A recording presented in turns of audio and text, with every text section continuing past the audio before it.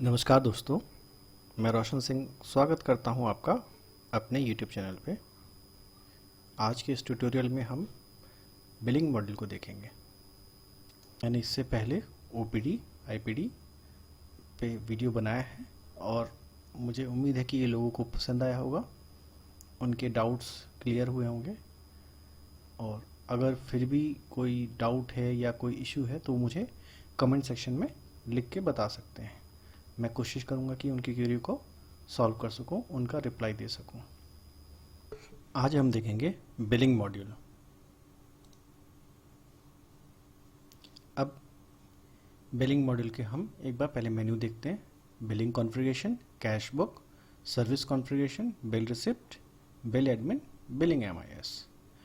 तो सबसे पहला है हेड ऑफ अकाउंट और हमें सबसे पहले इसी को कॉन्फ़िगर करना है। अब हम जानते हैं हेड ऑफ अकाउंट क्या होता है। हेड ऑफ अकाउंट में का मतलब ये है कि जो भी हम बिल काटेंगे, पेमेंट, रिसीट, ये किस मद के अंदर जाएगा। मद मतलब किस अकाउंट के अंदर जाएगा।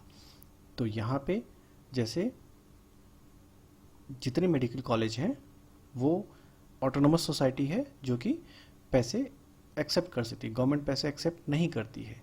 तो सबसे पहले जितने मेडिकल कॉलेज हैं वो सब ऑटोनोमस सोसाइटी के थ्रू पेमेंट रिसिप्ट करती हैं। जो हम बिल काटते हैं, रिसिप्ट लेते हैं, OPD का पैसा लेते हैं, IPD का पैसा लेते हैं, ये गवर्नमेंट नहीं लेती है। ये जो स्वशासीय समिति या ऑटोनोमस अकाउंट होता है उनके थ्रू संस्था पैसा लेती है। तो जितने मेडिकल कॉलेज हैं वो यहाँ पे अपना ऑटोनोमस कमेटी जो भी सोसाइटी है उनका नाम लिख के यहाँ पे ऐड कर सकते हैं। जितने CHC PHC हैं वो क्या करेंगे, वो भी डायरेक्टली पेमेंट नहीं ले सकते। तो उनके यहाँ एक अलग से सोसाइटी रहती है, जैसे कि छत्तीसगढ़ में जीवनदीप समिति है। तो यहाँ पे वो जीवनदीप समिति लिखेंगे और यहाँ पे ऐड हेड ऑफ अकाउंट कर लेंगे। ठीक है, तो यहाँ पे हेड ऑफ अकाउंट का फाइनल जो मुझे समझ में आया है या जो जैसा मैं कॉन्फ़िगर करके चल रहा हूँ वो ये है कि हम अपने जैसा हम अकाउंट बनाते हैं किस मद में पैसा आएगा वैसी उसका नाम डाल के हम यहाँ पे ऐड कर लेते हैं। ठीक है, अब हम सेकंड आते हैं कैश बुक। तो हमें सबको पता है कि कैश बुक दो होता है, एक कलेक्शन के लिए होता है, एक रिफंड होता है। जो कलेक्शन में मतलब जो पैसे आएंगे वो कलेक्शन कैश बुक में आएंगे, और जो पैसे देने हैं इन द सेंस जैसे किसी पेशेंट ने टेस्ट के लिए पेमेंट कर दिया कोई और पता चलता है वो टेस्ट नहीं हो रहा है तो उसे रिफंड करना है, तो दूसरा बुक जो रहेगा रिफंड रहेगा। तो कैश बुक दो रहते हैं, कलेक्शन और रिफंड। अब हम आते हैं add cash book. Add cash book, अब यहाँ पे दिया हुआ cash book name, account, head account और कैश बुक टाइप। तो यहाँ जैसे कैश बुक टाइप दो होता है, कलेक्शन और रिफंड। हेड ऑफ अकाउंट हमने सिर्फ एक बना रखा है जो हमारा ऑटोनोमस सोसाइटी, उसका नाम हमें डाल रखा है। अब यहाँ आया कैश बुक नेम। अब ये क्या है कैश बुक नेम? जब हम OPD कॉन्फ़िगर कर रहे थे तो हमने हमारे जितने डेटा एंट्री ऑपरेटर हैं सबका यूज़र ID बनाया है नाम से, उनके नाम से, और उनको पावर दिए हैं। OPD IPD बिलिंग का पावर उनको दिया गया है। तो जो भी डेटा एंट्री ऑपरेटर पैसे लेता है उसका हिसाब हमें चाहिए, तो उसका एक हम अलग खाता बनाएंगे जिसको हम यहाँ पे कैश बुक बोल रहे हैं। फॉर एग्जांपल जैसे मैंने अपना कैश बुक यहाँ पे अपने नाम से जैसे बनाया, रोशन कैश बुक, और ये कैश बुक किसके अंडर में है, ये मेरे ऑटोनोमस सोसाइटी के अंदर में आएगा हेड अकाउंट में। अब ये कैश बुक कौन सा है, दैट मीन्स ये कलेक्शन है या रिफंड है। तो मैं जैसे कलेक्शन करूँगा तो मैं इसे कलेक्शन में लूँगा, और अगर मुझे पावर मिलता है रिफंड का तो ये मैं रिफंड में लूँगा। राइट, तो यहाँ पे कैश बुक नेम मतलब हर डेटा एंट्री ऑपरेटर है उसका नाम हमें यहाँ डालना है, उसके नाम से हमें कैश बुक बनाना है। हेड ऑफ अकाउंट में जो हमने बनाया हुआ है वो सेलेक्ट करना है और हमें ये डिफाइन करना है कि ये data entry operator cash collection करेगा या रिफंड करेगा, दोनों एक साथ नहीं होगा फिलहाल यहाँ पे। तो वो कलेक्शन करेगा या रिफंड करेगा, ये हमें कैश बुक को मैनेज करना है, यहाँ पे हमें ऐड करना है। ऐड करके हम ऐड कैश बुक कर देंगे तो हमारा ये कैश बुक मैप हो जाए, ऐड हो जाएगा। अब हम आते हैं map cash book to user. अब एक हमने कैश बुक बना लिया, आप देखिए यहाँ पे सेलेक्ट कैश बुक लिखा हुआ है और सेलेक्ट एम्प्लॉय लिखा हुआ है। अब इसमें मैंने कैश बुक बनाया, ये रहा मेरा रोशन कैश बुक। अब ये कैश बुक किस एम्प्लॉय को मैप करना है, तो ये रहा। अब हम यहाँ पे मैंने जैसे अपना आईडी सेलेक्ट किया और ये कैश बुक सेलेक्ट किया और इसे मुझे मैप करूँगा। जैसे मैं मैप करूँगा तो ये जो कैश बुक जो हमने बनाया है रोशन कैश बुक, ये मेरे आईडी के साथ मैप हो जाएगा। दैट मीन्स मैं जब इस आईडी से कोई भी बिलिंग करूँगा तो उसकी सारी डिटेल्स ये रोशन कैश बुक में सेव हो जाएगी, जो कि रिपोर्ट्स में हम बाद में देख सकते हैं, या जो कैश कलेक्शन करेगा उसको रिपोर्ट में दिखेगा कि कौन से कैश बुक में कितना पैसा आया है। दैट मीन्स कौन सा यूज़र ने कितना रिसिप्ट काटा है और उस रिसिप्ट का अमाउंट कैश बुक में है। कैश बुक के बेसिस में ही हम यूज़र से फाइनल अमाउंट रिसीव करेंगे। ठीक है, तो हमारा यहाँ तक मैं समराइज़ कर रहा हूँ। हेड ऑफ अकाउंट में हमें क्या डालना है, अपने ऑटोनोमस सोसाइटी का नाम डाल देंगे और ऐड कर देंगे, या फिर जो समितियां हैं जो पैसा एक्सेप्ट करती हैं, जैसे जीवनदीप समिति हो गया यहाँ पे, और बाकी आपके यहाँ जो भी समिति होगी वो समिति जो कैश कलेक्शन कर सकती है उनका नाम हो गया और ऐड हेड ऑफ अकाउंट हो गया। इसके बाद आया कैश बुक टाइप, हमें कैश बुक टाइप दो ही रहता है, कलेक्शन और रिफंड।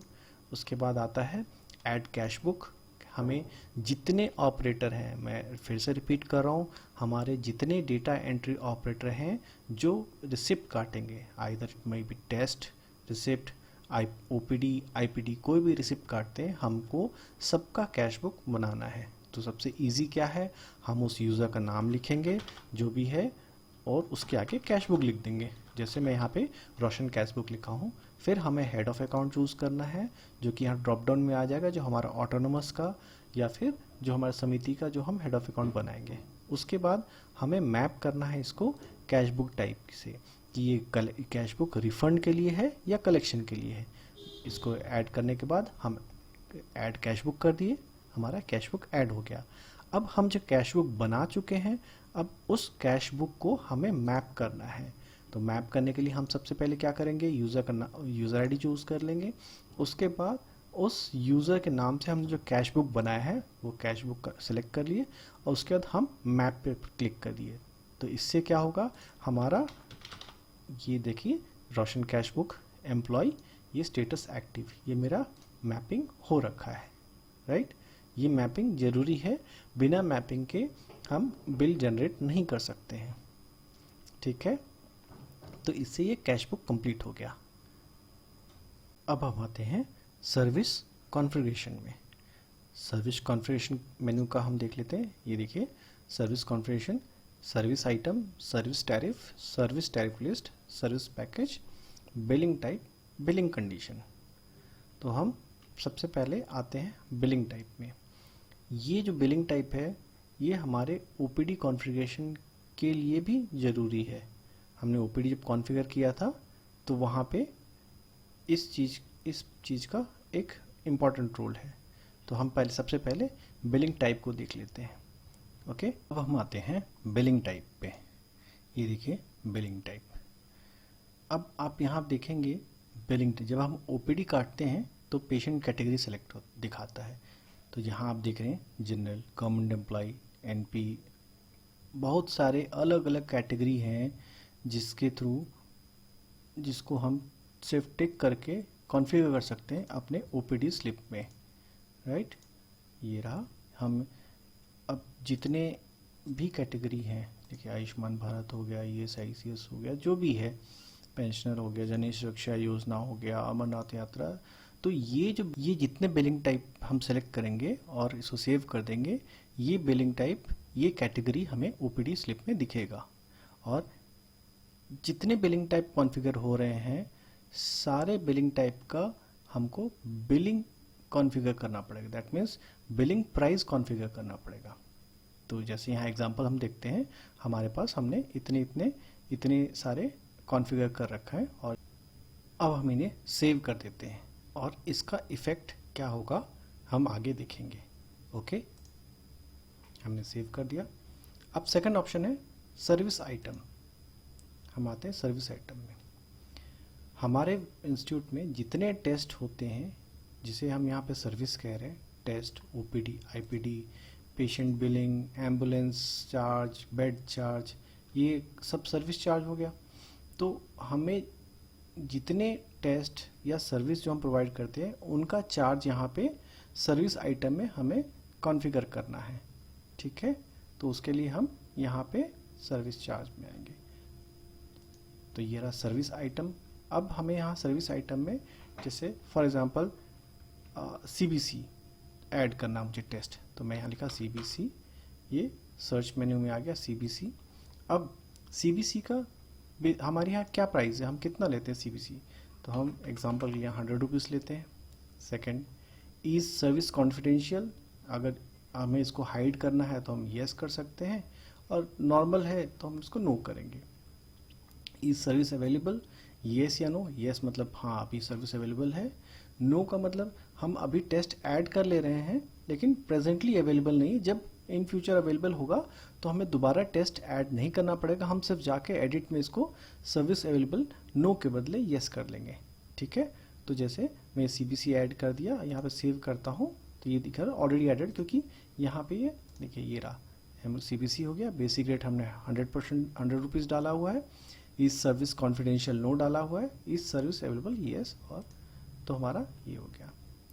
ठीक है, तो हमारे यहाँ जितने टेस्ट हैं वो हमें यहाँ पे ऐड करने हैं। ओके, जैसे ब्लड ग्रुप, आप जैसे यहाँ पे दिखाता हूँ, ब्लड ग्रुप हमने डाला blood, white blood sugar PP, इसका जो भी प्राइस है हमें इस सर्विस कॉन्फिडेंशियल नो करना है, अवेलेबल येस करना है और सेव कर देना है। तो हमारे पास जितने हमारे संस्था में टेस्ट होते हैं हमें सबको यहाँ पे ऐड करना है। टेस्ट के अलावा हमारे जो रजिस्ट्रेशन चार्जेस हैं, एम्बुलेंस चार्जेस, बेड चार्जेस, हमें सारे चार्जेस यहीं पे कॉन्फ़िगर करने हैं। तो जैसे हम अभी टेस्ट ऐड किए थे यहाँ पे, अब मैं रजिस्ट्रेशन चार्जेस को ऐड कर रहा हूँ। सर्विस आइटम मैंने आईपीडी एडमिशन लिख लिया, उसका मैं रेट डाल दूंगा क्या रेट है, और सर्विस अवेलेबल येस रहेगा और मैं इसको सेव कर दूंगा। वैसे ही आप न्यू रजिस्ट्रेशन के चार्जेस हमने डिफाइन कर रखा है, सर्विस आइटम में हमने न्यू रजिस्ट्रेशन लिख रखा है, रजिस्ट्रेशन चार्जेस हमारा 25 रुपीज़ है, कॉन्फिडेंशियल है येस क्योंकि हमको फिलहाल नहीं बताना है, इसको आप नो भी कर सकते हैं, कोई इशू नहीं है। इस service available yes, service available है। तो हमें ये सारे जो हैं ऐसी सब पहले हम टेस्ट लैब टेस्ट ऐड करेंगे, फिर हमारे जो कंसल्टेशन जो रजिस्ट्रेशन चार्जेस हम उनको ऐड कर रहे हैं, उसके बाद फिर हम इसमें जो प्रोसीजर चार्जेस रहते हैं जैसे डेंटल में बायोप्सी है इसको भी ऐड कर सकते हैं। इसके अलावा बेड चार्जेस, एम्बुलेंस चार्जेस, हमारे पास ये पूरी एक लिस्ट है जो हमने यहाँ पे ऐड कर रखी है, जिसमें कि ब्लड जैसे ब्लड बैंक चार्जेस हो गया, ओके, और मल्टीपल चार्जेस आप इसमें रूटीन अल्ट्रासाउंड चार्जेस आप ये देख रहे हैं। मैंने एक पूरा लिस्ट बना रखा है दैट जो टेस्ट हमारे यहाँ होते हैं या जो सर्विस हम प्रोवाइड करते हैं, हमारी संस्था प्रोवाइड करती है, उस सारे को हमने यहाँ पे ऐड कर रखा है। ओके, ऐड करने का प्रोसीजर वही है, सर्विस आइटम में हमें वो नाम टाइप करना है, सर्च करना है, बेसिक रेट डालना है, सर्विस कॉन्फिडेंशियल में येस या नो कर देना है, इस सर्विस अवेलेबल में येस करना और अपडेट करना है, इसके अलावा और कुछ नहीं करना है। तो इससे हम हमारे संस्था में जितने टेस्ट हैं, प्रोसीजर हैं, जो कंसल्टेशन चार्जेस हैं, जो एम्बुलेंस चार्जेस हैं, जो ब्लड बैंक के चार्जेस हैं, वो सारे चार्जेस को हम सेव करेंगे। ओके, इस आइटम का और इस मेन्यू का इतना ही काम है। अब हम आते हैं सर्विस टैरिफ पे। अब यहाँ पे हमने जितने टेस्ट यहाँ सर्विस आइटम में ऐड किए थे या जो भी सर्विसेज ऐड की थी उनकी कैटेगरी है, जैसे कंसल्टेशन, राइट, अब मैंने सर्विस टाइप कंसल्टेशन चूज़ किया है। सर्विस कैटेगरी में हमने कंसल्टेशन में जो जो कैटेगरी चूज़ किया है वो आ गया, जैसे जनरल चार्जेस। ठीक है, अब सर्विस आइटम, ये देखिए ये रहा। अब इसको थोड़ा बारीकी से समझना पड़ेगा। ये देखिए यहाँ पे आइटम नेम दिया हुआ है, बिलिंग टाइप, ओपीडी, आईपीडी और कैजुअलिटी। और यहाँ पे देखिए बिलिंग टाइप, मैं आपको बताया था कि हम जब बिलिंग टाइप कॉन्फ़िगर कर रहे थे तो हमने अलग अलग कैटेगरी या ग्रुप आप बोल लीजिए उनको सेलेक्ट किया था, जिनको हम टिक मार्क किए थे। हम जितने कैटेगरी टिक मार्क किए हैं वो सारे कैटेगरी यहाँ पे दिखाएंगे। ये देखिए आपको यहाँ दिख रहा है, बीपीएल हो गया, ब्रॉडबैंड हो गया, फैमिली प्लानिंग हो गया, जनरल, हमने जितनी कैटेगरी वहाँ पे टिक किया है वो सारी कैटेगरी यहाँ पे आ गई है। अब हमें हर कैटेगरी का उसका ओपीडी का प्राइस क्या है, उसका आईपीडी का प्राइस क्या है और कैजुअलिटी का प्राइस क्या है, उसको कॉन्फ़िगर करना है। जैसे कि कंसल्टेशन में मेडिकल बोर्ड, ये जो पेशेंट एएनसी केयर वाले पेशेंट हैं उनका मेडिकल बोर्ड का ओपीडी का चार्जेस क्या है, उनका मेडिकल बोर्ड का आईपीडी का चार्जेस क्या है, उनका मेडिकल बोर्ड का कैजुअलिटी के चार्जेस क्या है। वैसे ही अगर हम नीचे देखें मेडिकल बोर्ड एग्जाम्पशन, जो जनरल कैटेगरी है उनका ओपीडी का चार्ज कितना है, 520 रुपीज़ है, आईपीडी का चार्ज कितना है, 520 रुपीज़ है, और अगर पेशेंट कैजुअलिटी के समय पे आता है तो भी 520 रुपीज़ है। तो वैसे ही हमें हर कैटेगरी का ऐड करना है। इसलिए वहाँ पे जब हम बिलिंग टाइप सेलेक्ट कर रहे हैं तो कोशिश करें लिमिटेड जो ज़रूरी है उन्हीं को सेलेक्ट करें, क्योंकि हम वहाँ जितना बिलिंग टाइप सेलेक्ट करेंगे उतने बार हमें उसी आइटम का रेट डालना पड़ेगा। जैसे आप देख रहे हैं कि एक टेस्ट का रेट, फॉर एग्जांपल देखिए ये मेडिकल स्टूडेंट के लिए मेडिकल बोर्ड कितने का अमाउंट, फिर मेडिकल स्टूडेंट के लिए एंटी रेबीज का स्पीच थेरेपी। दैट मीन्स हर टेस्ट का हमें कैटेगरी वाइज प्राइस अपडेट करना पड़ता है। तो हम बिलिंग टाइप को कॉन्फ़िगर करते समय ध्यान देंगे कि हम जितना मिनिमम हो, दैट मीन्स जो ज़रूरी है वही बिलिंग कैटेगरी सेलेक्ट करें।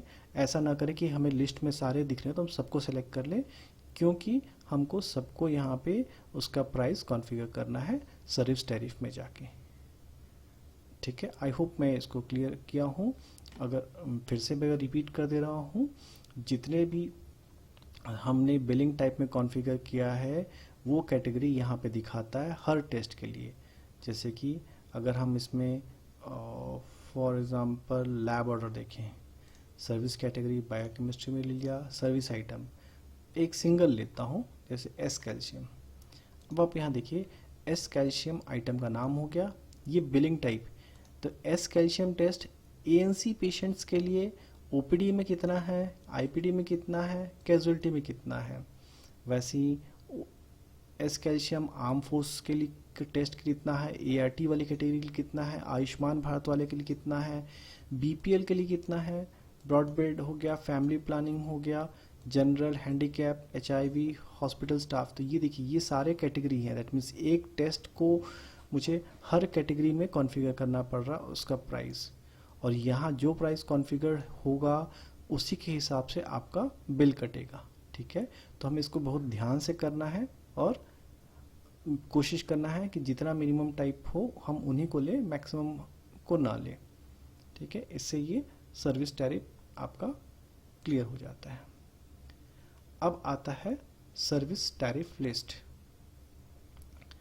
अब जितने सर्विस हमने कॉन्फ़िगर किए हैं वो हमें यहाँ पे दिख जाएंगे। तो देखिए सर्विस कैटेगरी लिखा हुआ है। अब मैं आपको बायोकेमिस्ट्री सर्विस कैटेगरी चूज़ करता हूँ।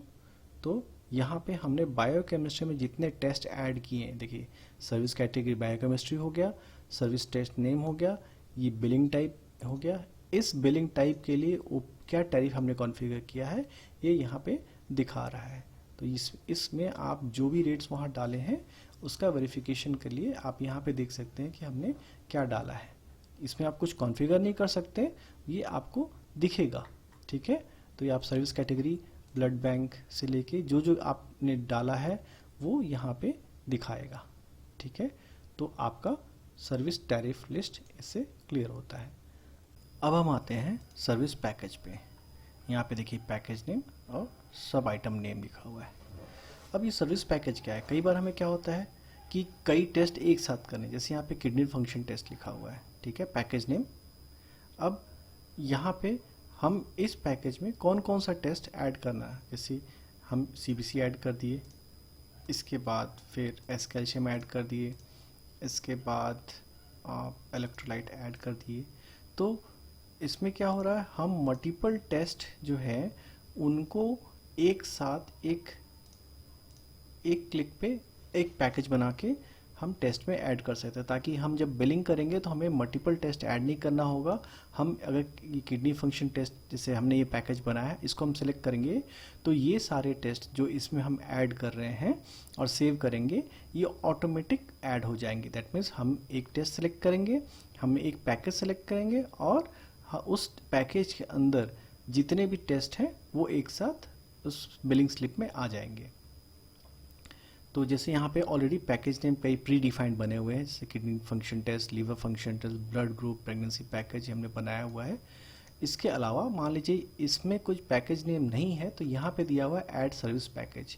हम इस पर क्लिक करके कैटेगरी हम यहाँ पे चूज़ कर सकते हैं और पैकेज नेम को हम यहाँ से हम ऐड कर सकते हैं, ठीक है। तो ये हो गया हमारा पैकेज। अब हम आते हैं बिलिंग कंडीशन। यहाँ पे देखिए सेलेक्ट नंबर जनरेशन रूल और receipt cancellation rule. Number generation rule that means ये कैलेंडर वाइज के हिसाब से चेंज होगा। कैलेंडर ईयर मतलब जनवरी से दिसंबर, या फाइनेंशियल ईयर तो मतलब मार्च से 1 अप्रैल से 31 मार्च।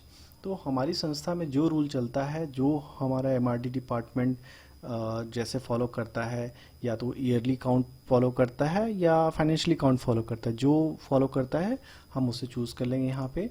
उसके बाद ये है सेलेक्ट रिसिप्ट कैंसिलेशन रूल।